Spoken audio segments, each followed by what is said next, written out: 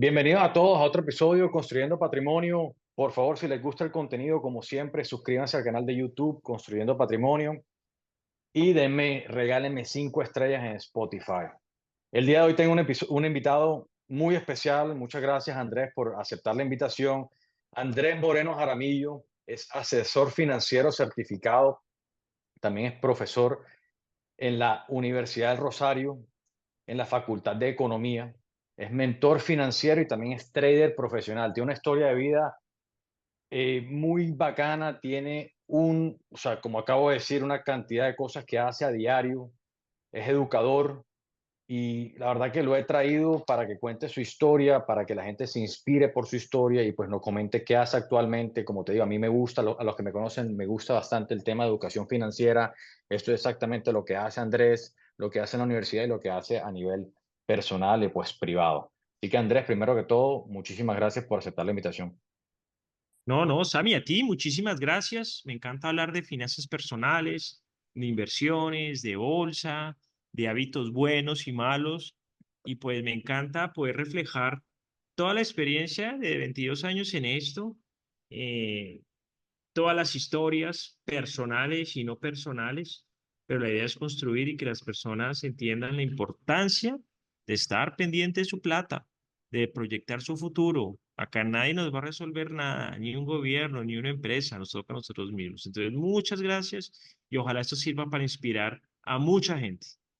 No, muchas gracias a ti, Andrés. Y bueno, y como empiezo con la mayoría de gente, a los que no han escuchado esto, les doy el background. A mí personalmente, Andrés, y te comento a ti, me encanta o yo aprendo mucho de las historias de la gente. Si yo me leo un libro de la biografía de Warren Buffett, aprendo mucho de su trayectoria. Entonces, por eso Claro. le pido a los invitados que nos comenten primero de su trayectoria y cómo, qué hicieron, qué estudiaron, qué han hecho para llegar a donde están actualmente. Entonces, cuéntame un poco de, si quieres o si puedes, primero de tu infancia y luego pues tus estudios hasta llegar a donde estás ahorita. Bueno, nada, soy bogotano, me crié a 2 cuadras del Estadio El Campín en el costado sur. Soy hincha de Millonarios y el costado sur es de Santa Fe.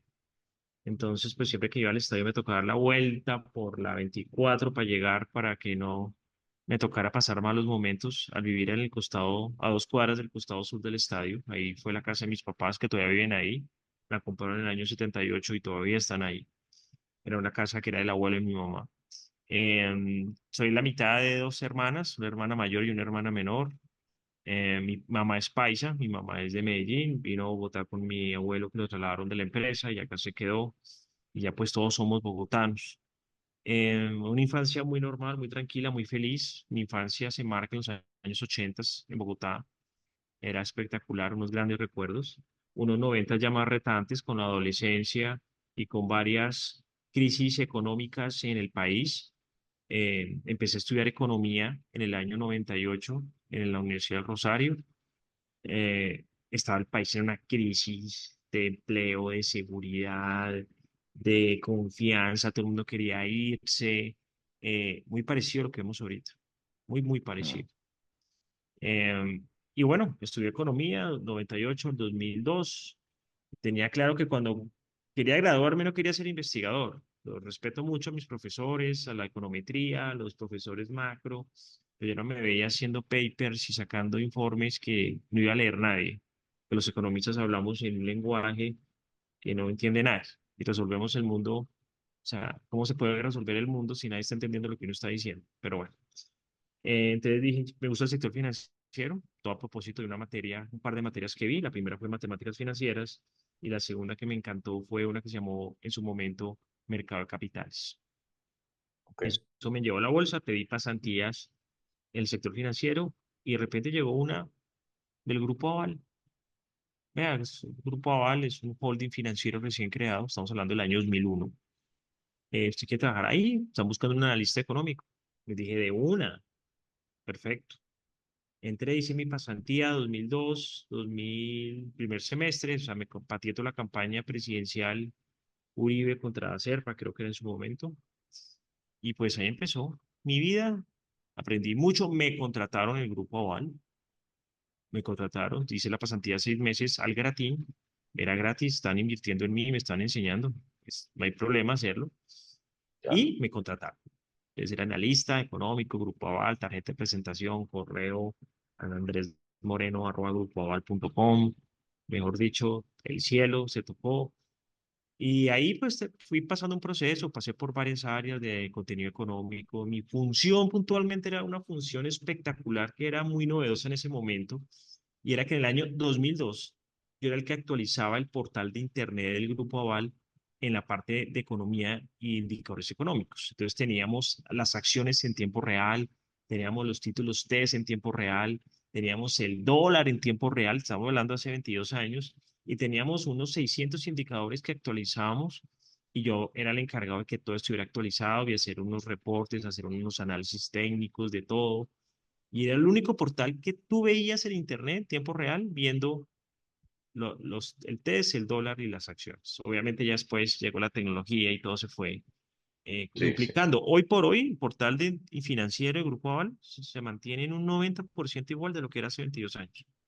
Ah, wow, Eso ok. habla o muy bien de lo que hicimos o muy mal de lo que está Del actualmente la avance, página, ¿no? Pero claro. así va. En el año 2004, uno de los jefes que tuvo en el Grupo Aval se había ido a una comisionista de bolsa recién creada, se llamó GES Valores. Entonces me fui como comisionista, me dijo, oiga Andrés, venga, usted ya lleva analizando 2 años esta vaina, usted sabe cómo se mueve, venga, venimos a la bolsa a mover portafolios. Llegué a la bolsa en el año 2004, inicialmente a hacer operaciones internacionales, mucho Forex, empecé a meter el dedo en una página, en una pantalla de Forex 2004, nadie lo hacía acá. Entonces nos inventamos un tema de capacitaciones para enseñar a la gente a invertir en la bolsa colombiana y en la bolsa internacional, qué era la bolsa, qué es eso del dólar, de la renta fija, qué es eso de las acciones, nadie conocía las acciones, habían Mm, 125 emisores y nadie, y ahí empecé a armar mi cartera y duré en GES Valores en esa comisionista 2004-2008. Después me retiré de esa firma porque la vendieron a un grupo que se llama Grupo Proyectar Valores, que posteriormente se quebró, a mí no me simpatizaba ni cinco. Entonces me fui a una firma que actualmente existe que se llama Global Securities, una firma independiente. Me fui para Global, lo mío eran los fondos de inversión, mucho mercado accionario. La mayoría de mi cartera y mis clientes eran de acciones. Ya hice mi vida, compré mi apartamento, me la pasaba viajando, era el lobo de Wall Street de las 72, un yuppie de 28, 30 años haciendo y deshaciendo, pero todo llega a un ciclo en la vida, todo llega a un ciclo en el que ya la bolsa no iba a crecer más, se había quebrado Interbolsa, y en el año 2015 me dio la grandiosa idea de independizarme, de crear mi proyecto de formación de traders, de empezar a volverme un empresario, de empezar a fondear proyectos que tenían muy buena sinergia, muy buena rentabilidad, y obviamente perdí absolutamente todo. mm, Una cosa es que tú sepas manejar portafolios, una cosa es que tú sepas administrar inversiones, administrar fortunas, y otra cosa es que hagas lo mismo con tu plata. No medí los riesgos, era soberbio, era arrogante, era creído, era una persona que no oía, que no corría riesgos, me ha ido muy bien en la bolsa, entonces pensé que se me iba bien. Y pues lo que yo tenía mi apartamento, me fui a vivir un arriendo, esa plata la invertí, la libertad financiera y se perdió absolutamente todo. Y quedé viendo hasta la camisa. Entonces, en todo ese proceso, ya independizarte, cuando uno se independiza y viene de mesas de dinero, a mí me hacía mucha falta estar hablando con las personas, con mis clientes, con mis colegas. Empecé en el 2015 a hablar en Twitter, 2014 a escribir temas de bolsa y nadie lo hacía, nadie lo hacía, nadie. Twitter era para, no sé, para poner bobadas, pero no era nada comercial ni nada de valor. La gente ponía cosas y, no, y nadie ponía cosas de valor, nadie. En 2014, de pronto alguna persona ponía, yo sé que hay que comprar acciones de éxito porque yo soy el que tengo la razón, pero no había ningún contenido educativo real. Todo eso empezó a tener mucho boom, me empezó a llamar la prensa porque pues todo lo que yo estaba aprendiendo en la bolsa lo estaba colocando en redes y eso era algo que nadie hacía. Empecé a ir a podcasts con Revista Dinero, me volví columnista de La República, me volví analista económico en Primera Página. Empecé otra vez a arrancar mi vida después de haber tenido un desastre financiero. Eh, y pues con el tiempo todo empezó a surgir en el tema online, en el tema de capacitación y educar y contar historias. Me fue supremamente bien. Actualmente tengo ya hace varios años una agencia de asesoría financiera. Soy un distribuidor exclusivo de una entidad para todo lo que sea fondos de inversión. Aquí en Colombia, a mí me vigila la superfinanciera, yo asesoro, yo recomiendo inversiones y tengo ese poder gracias a que la superfinanciera me vigila y tengo obviamente para hacer ello la certificación del autorregulador del mercado de valores, que es el único documento que te permite aquí en Colombia tener validez para poder hacer recomendaciones de inversión y ser un asesor financiero. Cada 3 años me toca esa licencia renovarla a través de exámenes y cursos y exámenes a la hoja de vida de uno a ver qué está haciendo con su vida. No puedes tener demandas de alimentos, no puedes tener ningún problema financiero si quieres asesorar a la gente. Em, y finalmente, eh, volví y me recuperé. Y hace unos años la gente empezó a preguntarme no por inversiones, sino por finanzas personales. Y cuando tú has pasado por algún proceso en tu vida, Sami, eh, después tú como que reacciones y dices, miércoles, esta persona lo está haciendo mal. Cuando yo estaba en la bolsa me dedicaba a que la gente, a captar plata, de que la gente invirtiera, no me importaba de dónde venía la plata, no me importaba si estaba endeudada, si la persona no tenía el perfil. No me gustaba oír a la gente, los asesores financieros no oímos a las personas. Estamos es para captar plata, no para ser psicólogos del dinero. Y yo me volví un mentor en eso. La gente se sentaba conmigo, duraba horas contándome su vida, sus miedos, sus problemas, sus errores, sus malos hábitos y también las cosas exitosas. El dinero es un problema cuando tienes mucho o cuando tienes muy poquito. Es cuando tienes muy poquito es muy doloroso. Cuando tienes mucho puede ser un problema. Y así monté mi consultorio financiero y pues la gente me paga por oírle, por ayudarle en sus finanzas personales y obviamente pues también los asesoro cuando la gente tiene capacidad de ahorro y tiene eh, excedentes de liquidez. Me dedico 60% de mis días a la gestión de portafolios de miles de personas que tengo, que asesoro, gracias a Dios. Otro 30% se lo dedico a las mentorías personalizadas de gente que necesita ser oída y gente que necesita saber lo que está ocurriendo y ya son también miles de personas que he oído. Y otro 20% de mi tiempo o 10% lo dedico al análisis bursátil y económico en medios de comunicación y empresas, prensa especializada y a ser profesor de finanzas personales en la Facultad de Economía de la Universidad del Rosario. Ahorita soy una persona feliz, tengo 45 años, estoy construyendo mi plan de retiro desde ya, que sé que no me va a alcanzar una pensión. La pensión no le alcanza a nadie en ninguna parte del mundo. Ninguna reforma te va a dar pensión, todo lo que dicen es mentira. La pensión es el 20 o el 30% de tu plan de retiro. Tienes que en vida construir ese otro 70% y aquí los gobiernos ni la sociedad te están dando los mecanismos para hacerlo. Entonces te toca educarte mucho financieramente para poder alcanzar ese número, que cuando tengas 65, 70 años no quieras o no puedas trabajar más, puedas vivir otros 30 años de la renta. Y ya, a eso me dedico. Ahí hice un resumen un poco, no sé si largo o extenso, pero ahí te conté por qué me dedico a esto. No, no, ahí tengo, y te dejé hablar, Andrés. Primero que todo, es uno de los resúmenes más concisos que me han hecho aquí en este programa de 40 y pico que he hecho. Ah, Y bueno, chévere, porque al fin y al cabo no te interrumpí, pero tengo varias preguntas de tu trayectoria y de lo que estás haciendo actualmente. ok. Primero, y todas son así que se me ocurren ahorita.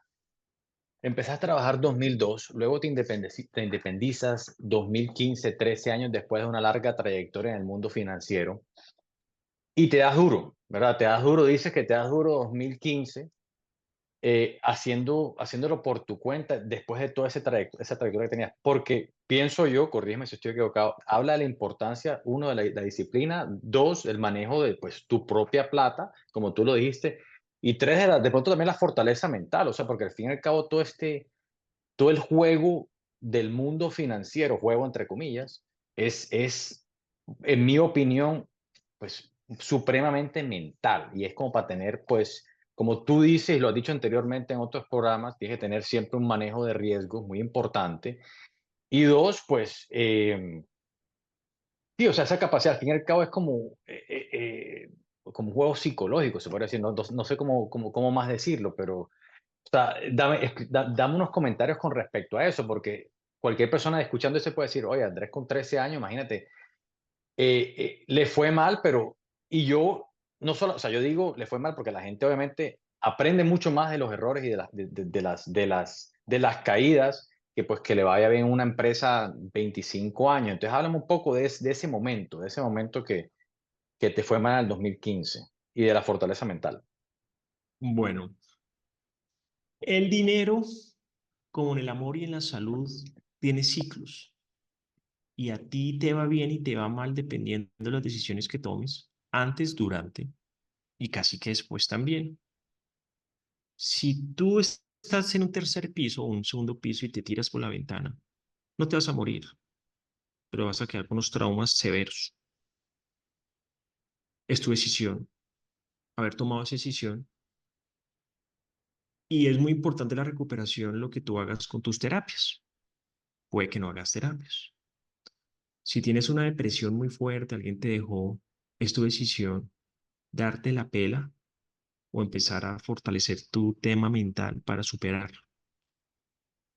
Y así pasa todo en la vida, con los duelos, con todo. Todos nos hemos enfermado, todos, Sammy, todos en algún momento nos dio COVID, nos hemos caído, nos hemos accidentado, yo qué sé, tenemos alguna enfermedad. O sea, es algo natural, a algunos les da pena, a otros no, pero todos hemos tenido eso y nos hemos cuidado. Si a ti te da una gripa, tú te cuidas, porque no quieres que te dé una neumonía. Si te pusiste tapabocas, pero no quería que te diera COVID, ¿no? Pues, válido. Pero si yo te digo, mira, ahí va una moto, tirémonos a la moto, tú lo vas a hacer. Hay que cuidar la salud. Lo mismo el amor. El amor, yo sí te digo, ven, llama ya a tu mamá y dile 30 groserías. O trae a tu hijo o a tu pareja y pégale un palmazo. Tú, no lo voy a hacer, estás lastimando el amor. Ve y préndele un cerillo, préndele un encendedor a tu gato, a tu perro, y quémale unos. No lo vas a hacer, estás lastimando tu alma, lo que tú quieres hacer, ¿cierto? Lo mío pasa con el dinero. El dinero es un ciclo que, que viene. O sea, todos también en la vida algún día hemos tenido pelea con amigos, con familiares, con parejas y nos ha dolido. Eso es una tusa tenaz. El dinero pasa exactamente igual. Va y viene. Pero es importante que en el momento bueno de abundancia lo cuides y que en el momento de malas reacciones.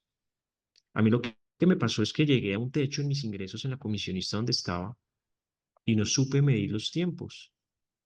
Y me propusieron un negocio que me iba a hacer ganar una rentabilidad que no veía hacía 20 años. O sea, dentro de 20 años, es decir, te vas a ganar la Ujú. plata que te fueras a ganar en 20 años. Ya, ya, Yo ya. no culpo a las personas que me llevaron a ese negocio porque no era una pirámide o la persona que me estaba a mí llevando a eso fue un tipo que estafaron, sino cómo fui yo capaz de no solo poner ahí todo mi patrimonio, sino adicionalmente endeudarme y llevar amigos y familiares a ese negocio que yo no controlaba, que yo no manejaba, que yo ni siquiera entendía. Pero como éramos con amigos de toda la vida, yo qué iba a imaginarme que ese amigo mío no había hecho la debida diligencia y que lo estaban tumbando. Yo qué iba a saber. Obviamente ese tipo se quebró, todo está en demandas en la fiscalía y hay un paréntesis, nunca hagan negocios contra pagarés, contra cartas de notaría, contra vainas apostilladas. Si la persona te tumbó, no tiene un peso, se desaparece, la persona que te tumbó no se queda con esa plata, la pone en terceros y eso queda para colgar en la pared.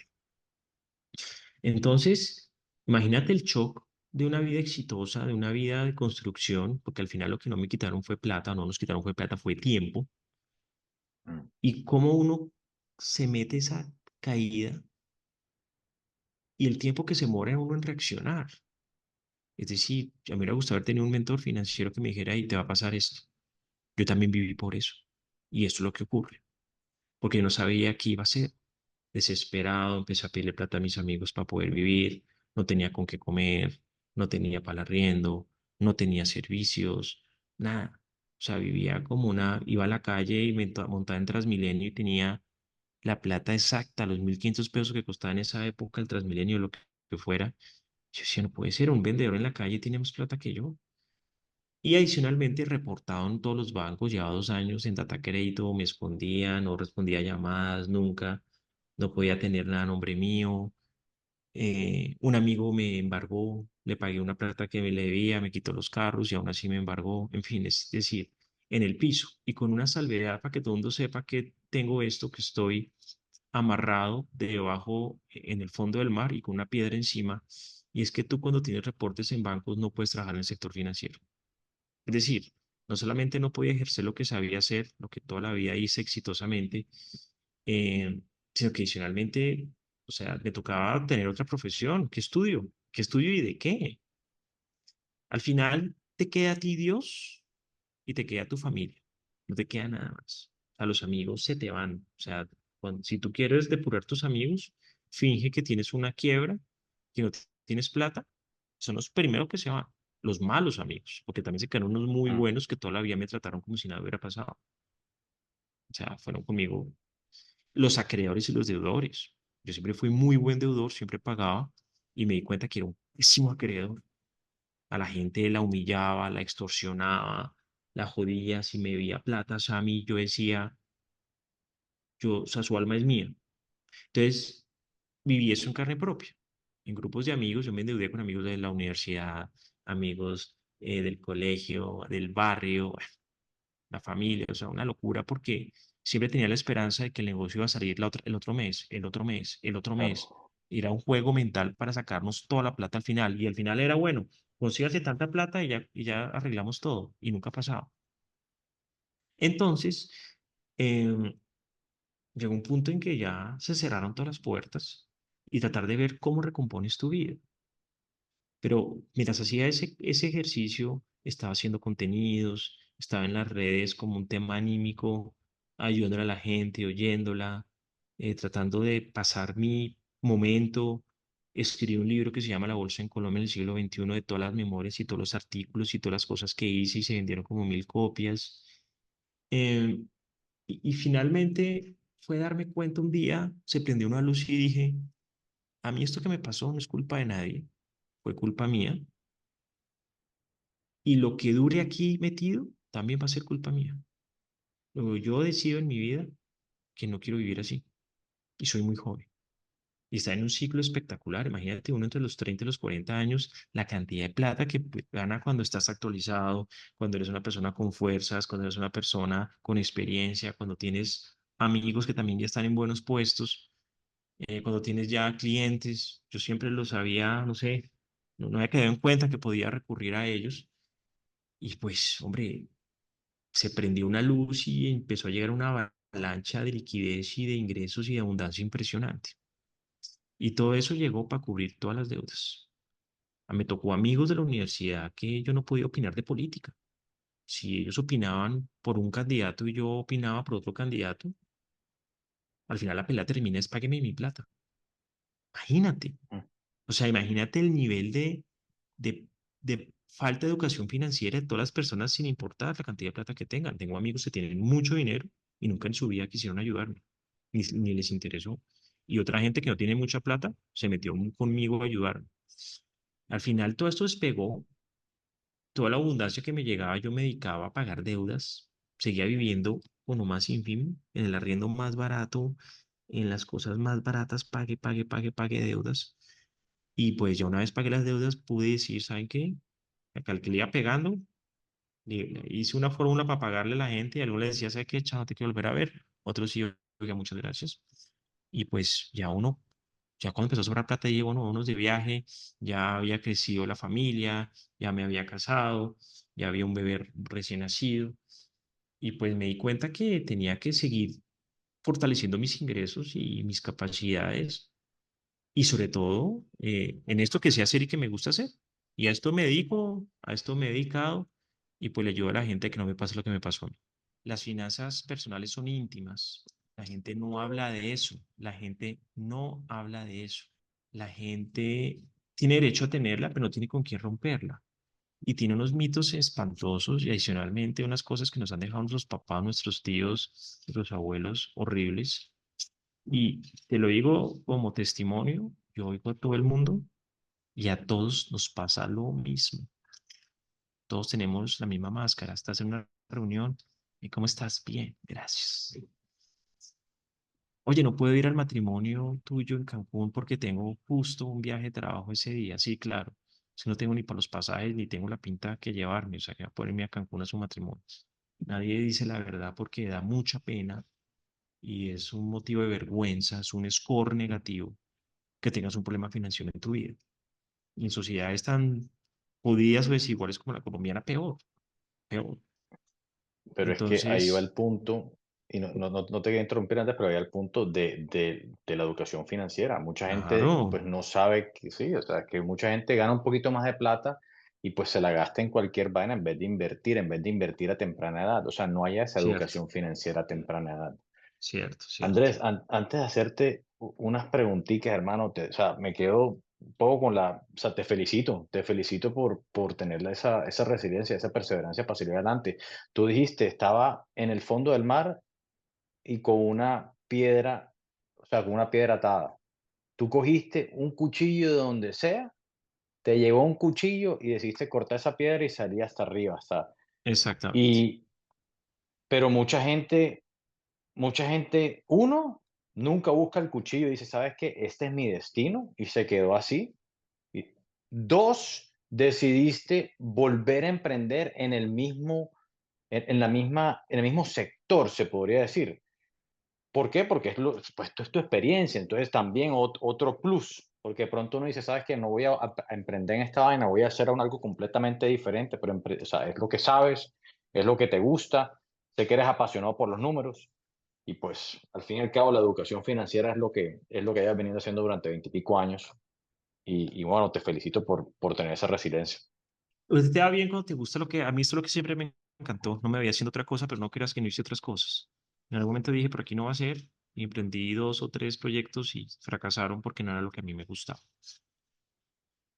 Sí, uno siempre tiene que hacer lo que le gusta. Entonces, actualmente, como dices, el 60% de tu tiempo es educación financiera hacia nivel personalizado. Portafolios de inversión, gestión de portafolios. La gente que ya está invirtiendo, decirles en qué tiene que invertir. Decirles en qué tiene que invertir. El 60% de mi tiempo lo dedico a la gestión de portafolios. Tengo clientes, yo soy financial planner de Scandia, no soy empleado de ellos, pero tengo mi propia agencia de planeación financiera y es exclusiva con ellos. Tengo una exclusividad con ellos. Toda la gente que quiera soluciones de ahorro e inversión, lo hago con Scandia. La única manera en que la superfinanciera me vigile y que me vigile el autorregulador del mercado de valores. Bueno, entonces toda la cartera de inversionistas que conseguí desde el año 2002, 2004 están acá conmigo, a los que han llegado en los últimos años. Entonces, eh, es una cartera inmensa, tengo cuatro socios, somos casi 9 personas en la agencia y a eso me dedico casi que el 60% del tiempo. Lo demás lo hago en lo mismo, educación financiera y en mentorías personalizadas para ayudar a la gente. ¿Ves, ves cómo haces o cómo hacemos? Yo cuando estaba creciendo, yo estoy un poco menor que tú, pero siento que falta mucho educación financiera y hay mucha materia que no sirve en el colegio, entonces falta mucha educación financiera a nivel colegio. O sea, ¿crees que Sí, eso va a pasar? ¿Cómo hacemos como sociedad para que empecemos a educar a nuestros niños? pasa lo siguiente, mira. Esto tiene que ser una materia obligatoria en las escuelas. Ya estamos con la Universidad del Rosario entrando a colegios y soy profesor de finanzas personales en la Facultad de Economía, que es una materia que se le da a todas las carreras y va a ser obligatoria a partir del otro año. Seas médico, abogado, ciencias políticas, ¿qué vas a hacer con tu plata?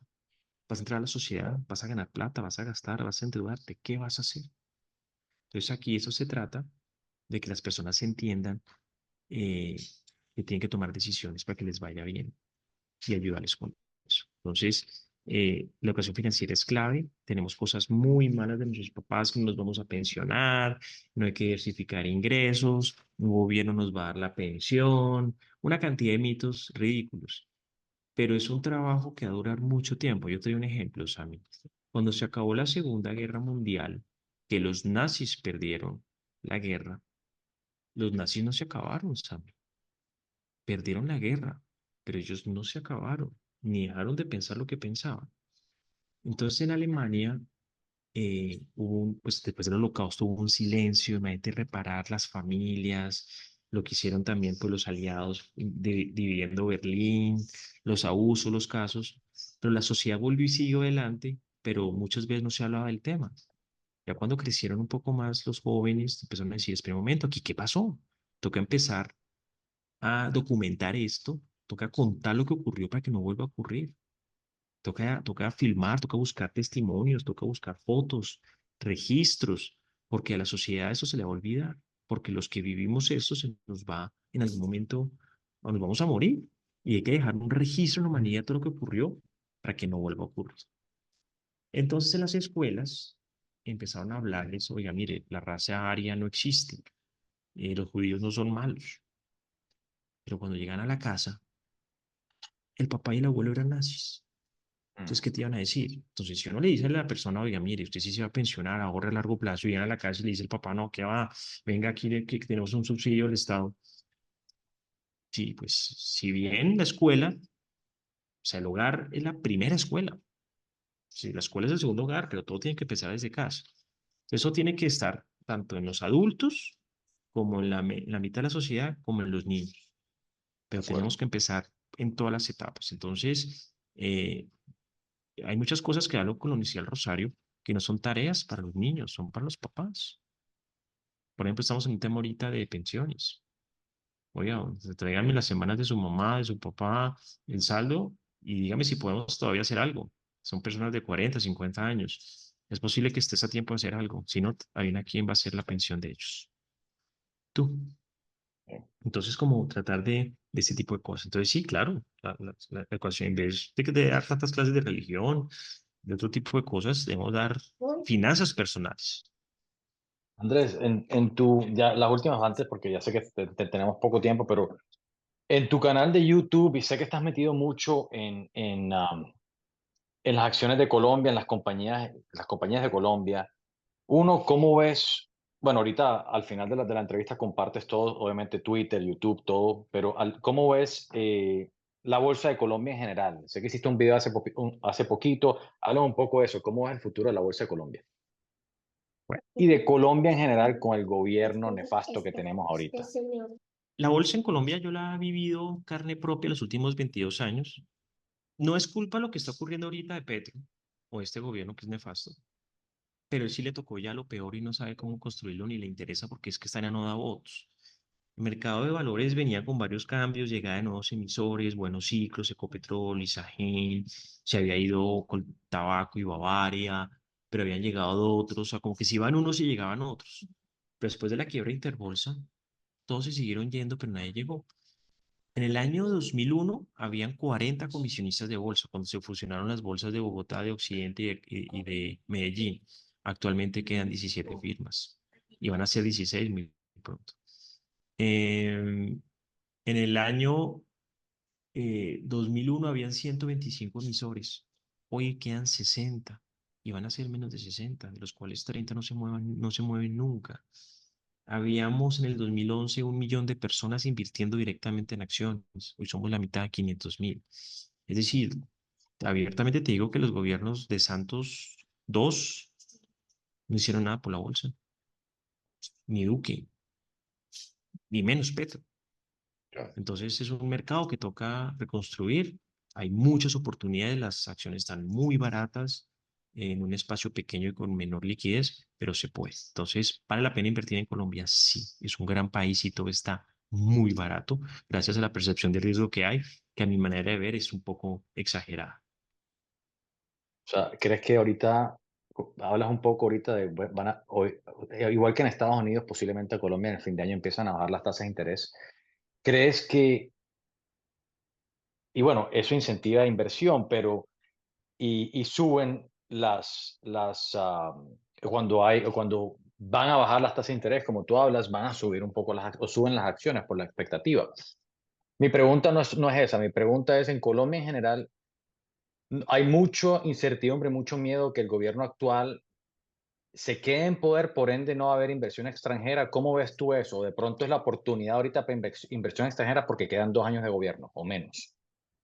Para mí, Petro es una estructura, perdón, repito, para mí Petro es una coyuntura, no una estructura, como pasó en Argentina y en Venezuela. Él es una coyuntura. Y el dólar lo ha demostrado. El dólar en Colombia no está sobre 4.000 pesos desde diciembre del año pasado. Lleva 5 meses por debajo de 4.000. No hay fuga de capitales. Ya el que se fue, se fue. Y si algunos están yendo, también hay otros llegando. Entonces, a mi manera de ver, no va a pasar nada. Absolutamente nada. Es solo cuestión de paciencia y esperar a que en 2 años hayan elecciones. Petro se quiere quedar, sí. Es medio loco, sí. Son unos bandidos, sí. Pero les ha ido tan mal, tan mal, tan mal. Y a diferencia de lo que ocurrió en Venezuela, aquí sí sabemos ellos para dónde van. Aquí sí sabemos qué quieren y no los vamos a dejar. No te quito las palabras de la boca, pero entonces eso significa que la mayoría de, y como tú lo hablas en tu canal, la mayoría de acciones que cotizan en la Bolsa de Colombia están cotizando por debajo de su book value. Entonces hay Valor una en oportunidad libros, sí, son tremenda. para comprar, son para comprar, son para comprar. Es impresionante lo que hay. Andrés, unas últimas. Consejo, ¿qué consejo, uno o dos consejos concretos que le das a jóvenes ahorita antes de ingresar a la universidad? En general, de pronto más en el ámbito financiero, un par de consejos que le deja a jóvenes. Bueno, consejos. Uno, dejen de ser tan idealistas con la política. Todos son iguales. De izquierda a derecha son exactamente iguales. Van con su propio. No quiere, nadie quiere cambiar el mundo, nadie quiere ayudar a los pobres, nadie quiere al tema de la desigualdad. Tenemos que tener un Estado lo más pequeño posible porque genera mucha corrupción. Si usted quiere tener una buena vida financiera, no espere que un gobierno le dé todo. No espere que una empresa le resuelva. Haga usted su propia vida. Yo estoy de acuerdo con que hay que tener salud gratis y que hay que tener salud en todo el sitio, en todo el país y que todos tenemos derecho a la salud, claro. Pero si usted quiere escalarla, tienes que pagar. Tienes que pagar porque hay unos especialistas que se han esforzado para darte lo mejor. Si quieres la mejor salud, tienes que pagar. Estoy de acuerdo que tiene que haber educación en todo lado, gratuita, ojalá. Pero si quieres escalar esa educación, tienes que pagar. Estoy de acuerdo en que si uno no tiene empleo, tiene que tener un subsidio de empleo, pero tiene que ser un poco, digamos, temporal. Como gobierno, tengo que darte toda la tranquilidad de que voy a traer empresas, inversión extranjera y generación de empleo para que puedas conseguir trabajo y no tengas que durar con un subsidio. Y estoy de acuerdo con los adultos mayores, hay que darles plata porque si no pudieron cotizar a pensión, de acuerdo. Pero tengo que darte todos los mecanismos de ahorro e inversión para decirte que tú tienes que ahorrar, tú tienes que invertir y tú eres la persona que tienes que formar tu patrimonio porque en el futuro, si un Estado te va a dar algo, te va a dar lo peor. Esa es la conciencia que quiero dejarle a los jóvenes. Tienen que diversificar ingresos, tienen que aprender a manejar las deudas, tienen que controlar sus gastos, tienen que conocer su perfil de riesgo y lo más difícil en ellos, pensar en el largo plazo. Ese es el legado que hay que hacer y no existe el país perfecto, no existe la política perfecta, pero si tenemos esas condiciones claras, si tenemos una buena educación financiera, vamos a ser mejores empresarios, mejores familiares y vamos a elegir mejor a nuestros líderes.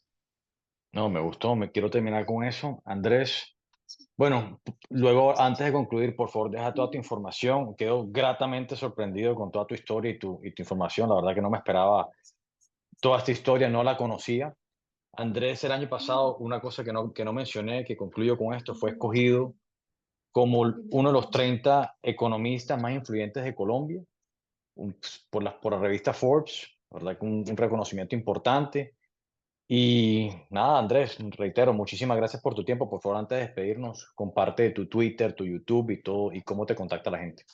Claro que sí, bueno, ese reconocimiento de Forbes, hablar de eso, sobre los 30 economistas más influyentes, algo muy, muy lindo en mi vida, y precisamente ha sido por toda esta labor de educativa y sentarme con las personas a decirles la verdad.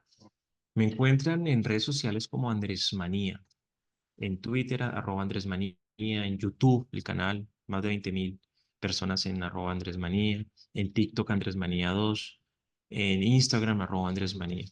¿Por qué Andrés Manía? Porque mi nombre es Andrés y ese era el nick Andrés Manía que tuve en una cuenta Hotmail en los años 90 y le puse todo así y nunca lo cambié, pero esa es la historia. Bueno, entonces, finanzas personales, Andrés Moreno Jaramillo, Andrés Manía y muchísimas gracias por la invitación, Sam. No, gracias a ti por el tiempo, Andrés. Un fuerte abrazo.